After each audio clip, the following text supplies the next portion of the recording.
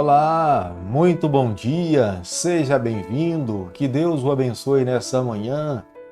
Vamos nos unir a milhares e milhões de pessoas que a cada manhã se levantam ao redor do mundo para poder estudar um capítulo da Palavra do Senhor. Queremos que ela conduza a nossa vida, queremos que ela seja o nosso primeiro alimento, queremos que ela de fato norteie a nossa caminhada, clamarmos por Deus para que Ele esteja ao nosso lado no decorrer de todo esse dia. Os nossos problemas, as nossas lutas, os nossos anseios, nós vamos depositar todos nas mãos do Senhor, confiando, crendo que Ele de fato estará ao nosso lado em todo momento. Quero convidá-lo, vamos iniciar com uma parte da palavra do Senhor, o Salmo capítulo 64, o verso 9 e o verso 10, que diz o seguinte: E todos os homens temerão e anunciarão as obras de Deus, e entenderão o que Ele fez. O justo se alegra no Senhor e nele confia. Os retos de coração, todos se gloriam. Nós um dia estaremos diante do nosso Salvador. Será um momento fantástico para todos nós, abraçá-lo, tê-lo ao nosso lado por toda a eternidade. Teremos a alegria de poder também reencontrar os nossos queridos que um dia foram antes de nós. E viveremos ao lado do nosso Deus por toda a eternidade. Todo justo deverá se alegrar na pessoa do Senhor. E é o que nós queremos fazer nesse momento.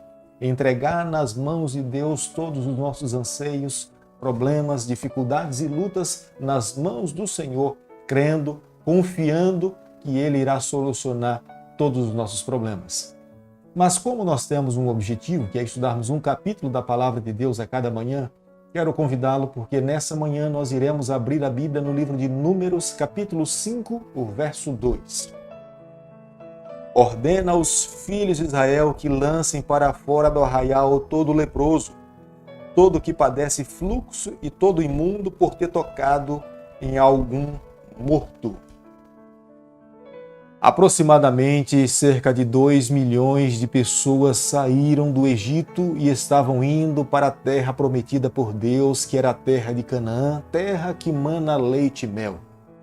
Eles estavam marchando confiantes na promessa de Deus, que Deus de fato lhes daria como posse aquela terra que Ele tinha prometido aos seus pais no passado. Deus tinha uma visão holística da vida espiritual, da vida física, da vida moral de um ser humano. Deus não olhava para a vida da nação de Israel apenas numa área da sua vida, mas Deus olhava para a vida da nação de Israel como uma forma completa. E nós podemos ver através das ações de Deus, através da palavra de Deus, dos 5 primeiros livros que nós temos estudado, nós podemos entender que Moisés, inspirado pelo Senhor, recebendo a revelação de Deus, ele coloca aqui nesses livros a vontade de Deus para que os seus filhos no passado pudessem entender qual era a vontade de Deus e para nos nortear também nos dias em que nós estamos vivendo. Deus não pode ser aplicada apenas numa área da vida.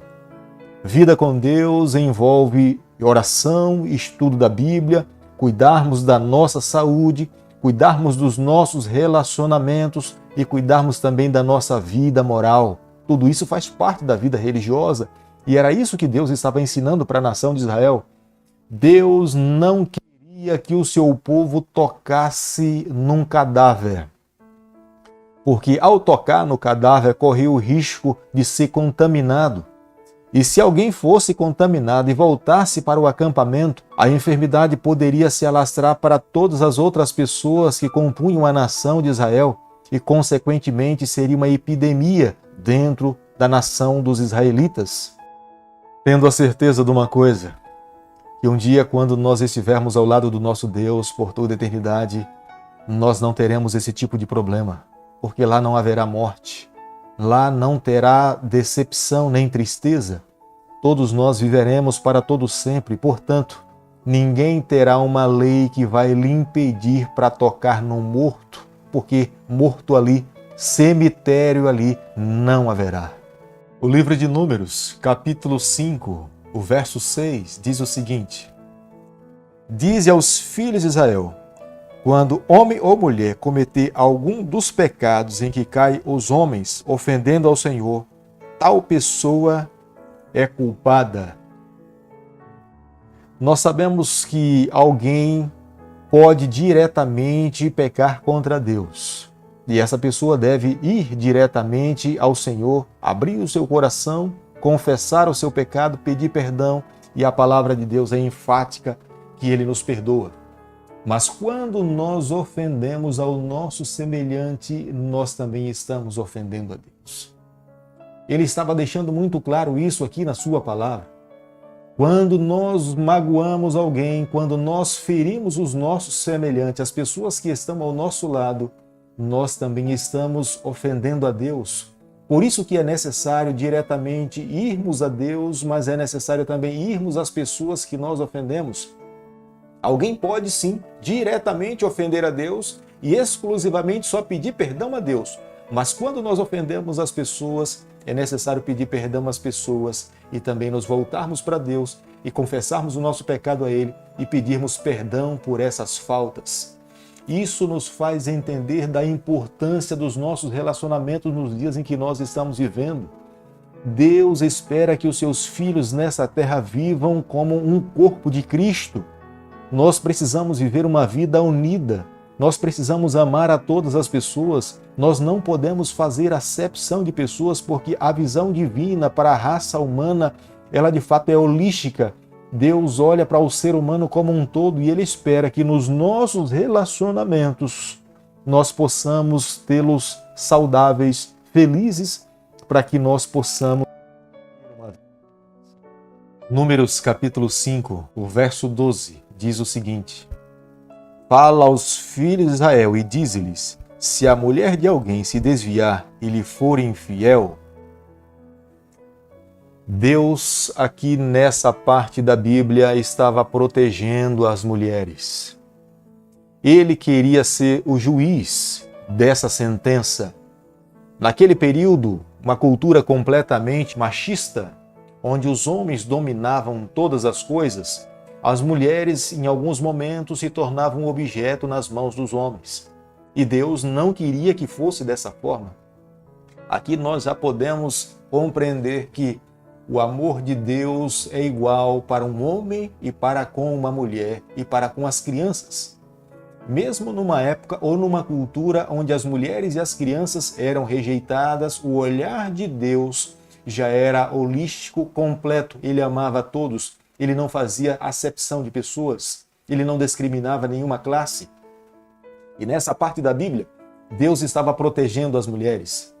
Não poderia um homem sozinho condenar uma mulher ou dizer que ela estava em pecado. Deus não permitia que isso acontecesse. Era uma proteção para uma mulher. Um homem ciumento poderia jogar uma calúnia contra uma mulher ou contra a sua própria esposa e levá-la à morte. E Deus aqui estava protegendo. Ele sozinho não poderia fazer isso. Já falo nessa manhã o quanto mal o ciúme tem feito nos dias em que nós estamos vivendo. Quantos casamentos desfeitos, quantos relacionamentos prejudicados. E eu volto a falar para você o que falei inicialmente. O olhar de Deus é um olhar holístico. Ele se preocupa com as nossas emoções, com os nossos sentimentos. Faz parte da nossa vida espiritual com Deus, os nossos relacionamentos com Deus. E ele estava aqui preocupado com algum coração de algum homem, de repente ciumento, poderia condenar a sua esposa à morte de uma forma injusta, sendo que a vida pertencia ao Senhor e Deus não queria que isso acontecesse. Para que uma mulher fosse condenada à morte diante da acusação do seu esposo ou de alguém da sociedade, era necessário que duas testemunhas pegassem flagrante. Não deveria ser uma suspeita, mas deveria de fato ser um flagrante. E quando então era flagrada com duas testemunhas, a sentença de fato final era a morte e o apedrejamento daquela pessoa. Os ritos que nós encontramos no capítulo 5, do verso 15 em diante, era para purificar uma mulher que era inocente e estava sendo acusada de algum ato que ela não tinha cometido. ou para que alguma de fato que tinha se envolvido com o pecado e estava escondendo viesse a revelar, confessar o seu erro.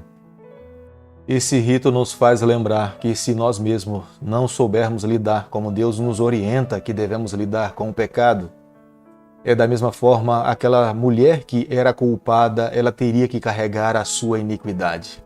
Meus amigos, ao concluirmos nessa manhã o capítulo 5 do livro de Números, nós podemos ver que o nosso Deus é um Deus justo. Ele ama todas as pessoas. O desejo de Deus é que todos os filhos um dia estejam com Ele por toda a eternidade. Mas somos nós que temos em nossas mãos o direito de vivermos uma vida livre. Quanto mais nos aproximamos dos capítulos finais da história do planeta Terra, nós sentimos a necessidade de buscarmos mais a Deus, de estudarmos a Sua Palavra, de estarmos em comunhão com o nosso Salvador, de permitirmos que os nossos relacionamentos nessa terra sejam os melhores e mais saudáveis possíveis, que as nossas emoções sejam conduzidas e norteadas também pela palavra do Senhor. Nós não podemos menosprezar essa parte da nossa vida espiritual. Que a nossa busca pela saúde já comece como nos orienta o livro de Levítico, buscando os melhores alimentos para todos nós, e que a cada manhã a palavra de Deus seja o nosso primeiro alimento.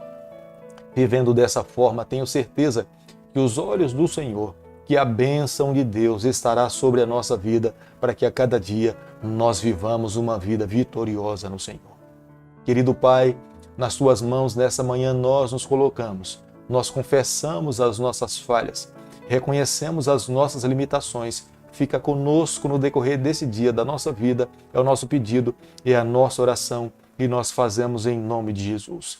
Que o Senhor te abençoe e te guarde, que Ele faça resplandecer o seu rosto sobre você, que Ele tenha misericórdia de você, que sobre você, nessa manhã, Ele levante o seu rosto e conceda a sua paz, em nome de Jesus. Amém.